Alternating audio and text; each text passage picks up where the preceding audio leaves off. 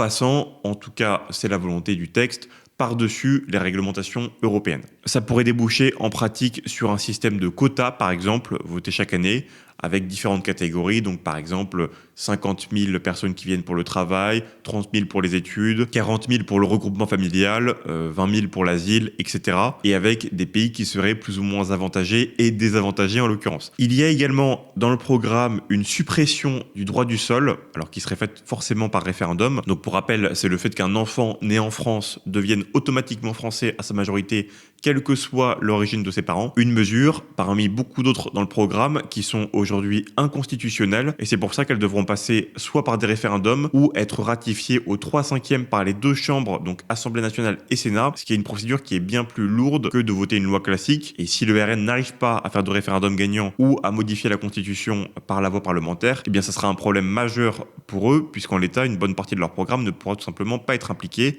Il sera bloqué par le Conseil constitutionnel. Le deuxième grand axe du programme est celui de la réindustrialisation et de la compétitivité des entreprises françaises.